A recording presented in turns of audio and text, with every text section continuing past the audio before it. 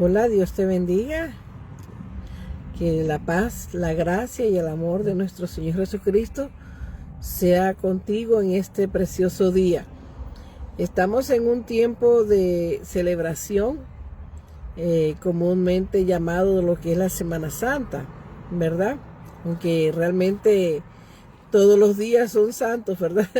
Porque el Señor lo creó y lo santificó, todas las cosas. Pero bueno, en especial un tiempo donde las personas, más que todo la comunidad cristiana, sacamos un tiempo para poder meditar en el gran sacrificio que el Señor hizo por cada uno de nosotros, por toda la humanidad. Pero recuerda que ese recordatorio nosotros lo podemos hacer en el día a día, todos los días, no solamente un tiempo estipulado, ¿verdad? Sino todos los días de nuestra vida. Tenemos nosotros que estar enseñando, recordando, mejorando cada momento de nuestra vida, cómo nosotros podemos hacer que el amor, la gracia y la misericordia del Señor sea reflejada en nuestras vidas. Y quiero traer mención a una palabra que está aquí en las Sagradas Escrituras y el momento cuando el Señor entra triunfalmente a Jerusalén. Este suceso se dio en la última semana en la que el Señor estuvo aquí en la tierra. Eso fue un primer día de la semana, lo que comúnmente conocemos como un domingo, ¿verdad? Pero ese primer día de la semana porque estaba la celebración de la Pascua, la gran fiesta, en que todos los judíos, donde fuese que ellos se encontraran, ellos tenían que ir a la Jerusalén para celebrar la Pascua. Pero ¿qué era la Pascua? La Pascua era el momento donde el Señor le había indicado al pueblo de Israel, donde ellos tenían que juntamente celebrar en Jerusalén y llevar el sacrificio, ofrendas para la expiación de sus pecados. Y en este momento es cuando se da lo que es la entrada triunfal de Jesús a Jerusalén. Y en esa semana es cuando el Señor pues muere, ¿verdad? Por nuestros pecados, o sea, siendo Él la representación de el Cordero, como había dicho Juan en un principio, he aquí el Cordero de Dios que quita el pecado del mundo. Entonces en este momento ya el Señor viene a cumplir ese momento del sacrificio perfecto, donde satisfacía la ira de Dios, donde ya no se necesitaba más cordero de expiación para el perdón de pecados, sino que ya el mismo Dios había escogido su propio cordero y enviado al mundo, que fue la vida de nuestro Señor Jesucristo. Pero hay algo en el que yo quiero hacerle notar en esta preciosa tarde, en este precioso día, y es con respecto a la entrada que hace el Señor a Jerusalén, una entrada triunfal. Y aunque uno podría decir, no, pero mira cómo terminó, podría decir las personas, no, murió en una cruz. Exactamente, porque ese era el propósito por el cual él había venido. Pero en algo específico que yo quisiera compartir con ustedes es el tiempo de la visitación del Señor a Jerusalén. Cuando el Señor iba entrando a Jerusalén, que iba montado en un pollino, un burrito, donde nunca nadie lo había montado para poner carga sobre él, la multitud, dice la palabra de Dios, que se acumularon en la entrada para dar gloria al Señor, ¿verdad? De hecho, ya esta profecía había sido escrita en Zacarías, ¿no? Donde decía, oh hija de Sión, he aquí tu rey viene montado en un pollino, un asno, ¿verdad? Pero fíjate que las multitudes, que eran numerosas, porque era la fiesta, como te comenté un principio, todos decían, oh sana, bendito el que viene en el nombre del Señor. Y resulta que después de esto, estoy leyendo en Lucas capítulo 19, en el verso 41, dice la palabra del Señor que Jesús lloró. Es en una segunda ocasión en la que se encuentra el momento en que el Señor Jesús llora. Dice la Escritura que Jesús lloró. Una primera vez que se registra en las Escrituras que Jesús lloró fue cuando murió Lázaro, ¿verdad? Pero por la incredulidad, la dureza de corazón y ver también cómo sus amigos Marta y María sufrían de la separación de un ser querido, ¿no? Pero también encontramos ahora aquí la segunda vez en la que Jesús llora. Y hay otra ocasión más que se registra más adelante en las Escrituras. Pero lo que me llama a mí la atención aquí es por qué el Señor Jesucristo lloró. ¿Por qué Jesús lloró? Y el Señor lloró porque Jerusalén no había reconocido el momento de su visitación. El Señor les estaba visitando. El Señor se estaba dando a conocer como el rey que ellos estaban esperando, como el Mesías que ellos estaban esperando. Y sin embargo así no lo reconocieron. Y fíjate que cabe resaltar que cuando el Señor entra a Jerusalén, ¿verdad? Todos lo claman como el rey, todos lo reconocen como el enviado de Dios, pero otros días más tarde, las mismas personas que le clamaban como el rey, ahora pues le decían, crucifícale, ¿no? Crucifícale. O sea que Jerusalén, Israel, no había reconocido el tiempo de su visitación. La visitación del Rey de Reyes. La visitación de aquel que había venido al mundo para coronarlos con la salvación, con la paz. Ellos no lo habían reconocido. Y esto me hace pensar muy detenidamente en que quizás en ciertos momentos de nuestra vida nosotros no hemos reconocido la visitación del Señor en nuestras vidas.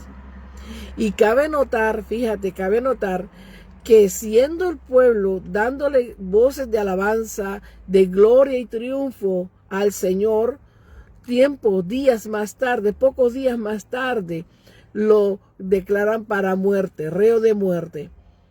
Y pienso que quizás en algunos momentos podríamos nosotros encontrarnos de la misma manera.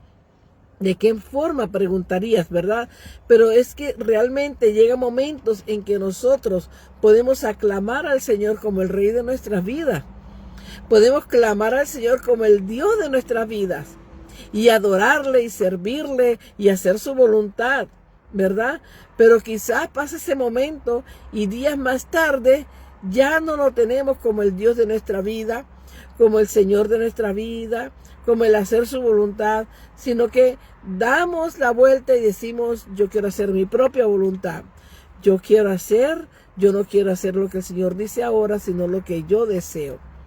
Y entonces quizás podríamos pensar que podemos tener un comportamiento igual que los escribas, que esta gente, de Jerusalén, le gritaban, ¿verdad? Le decían, gloria, hosana al que viene en el Hijo de Dios, hosana al Rey de Israel, hosana al Hijo de David, hosana, hosana en las alturas.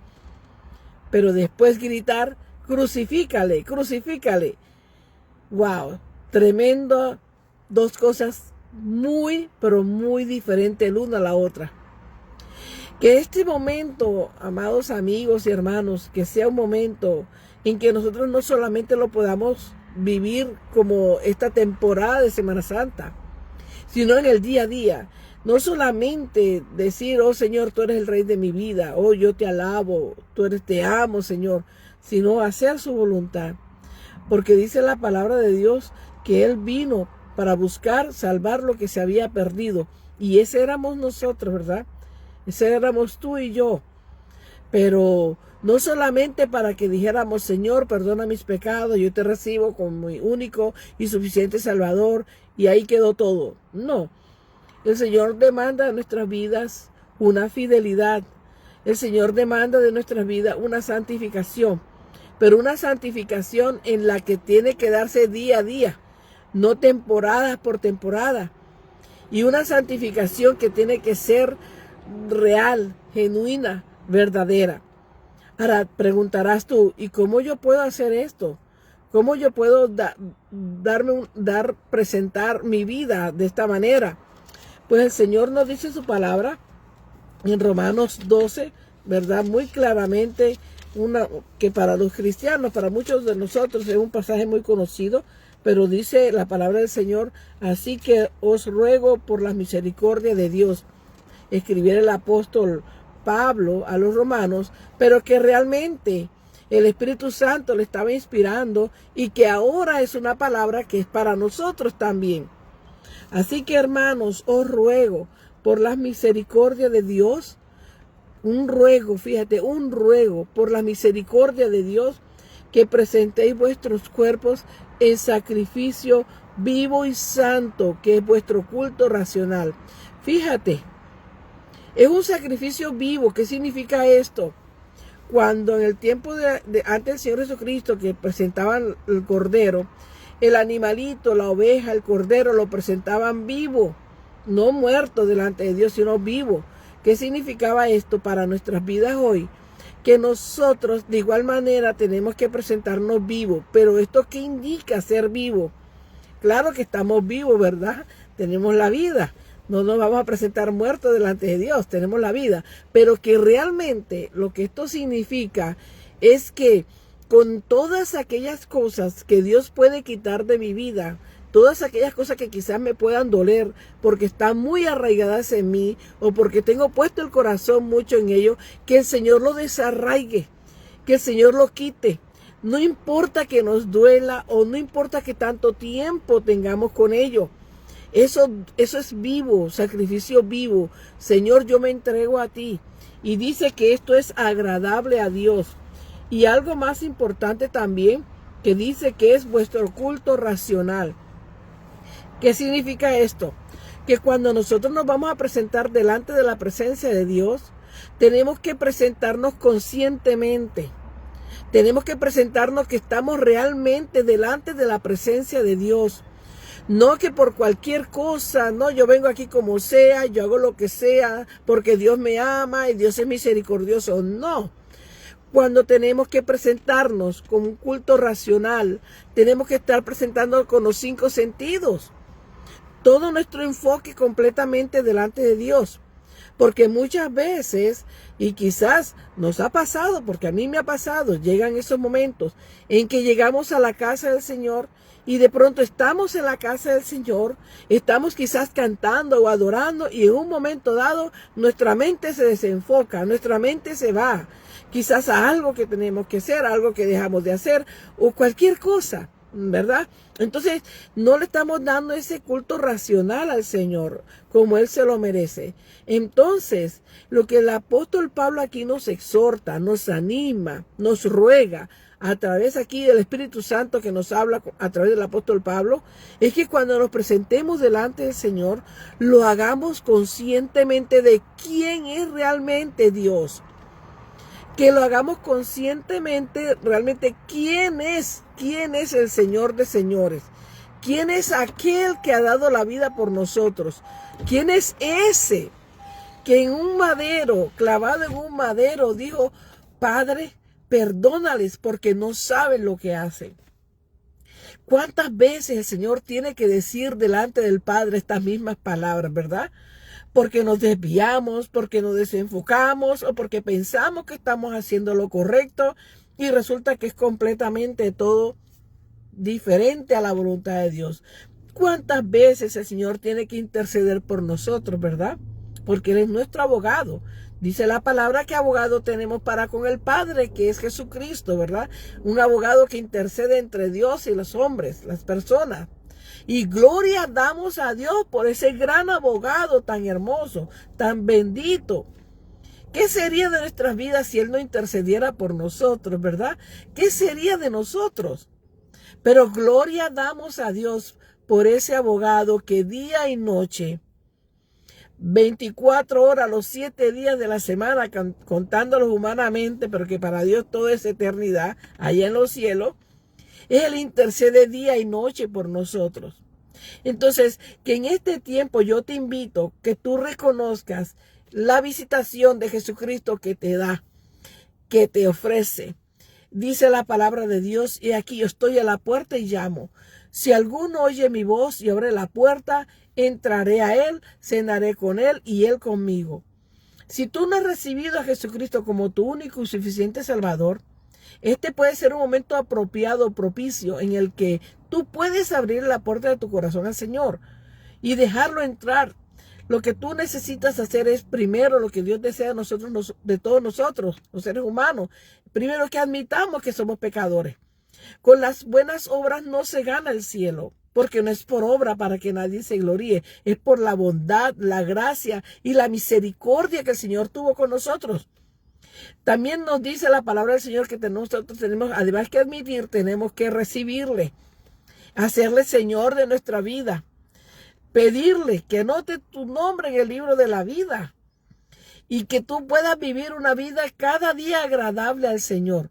No esperar un momento como que dice algo que me mueva al piso para poder buscar de Dios. No. Tal y cual como estamos todos los días, el Señor desea que le busquemos y que nos santifiquemos. Tú dirás, no, pero es que nadie es santo en esta vida. Pues déjame decirte que los que somos redimidos por la sangre del Cordero ya somos santos. Claro que sí, porque santo significa separado para Dios, de manera que ya nos hemos separado para Dios. Lo que necesitamos ahora en el día a día es buscar la santificación. Y ese es un proceso, la santificación. Podemos pecar, por supuesto que hay momentos en que caemos, fallamos, pero dice la palabra que si 7 veces cae el justo, 7 veces Jehová lo levantará. No por lo que seamos nosotros quienes, no, es porque el amor y la misericordia del Señor se refleja en el día a día. Su palabra nos lo dice, que sus misericordias son nuevas cada mañana y su fidelidad alcanza hasta las nubes.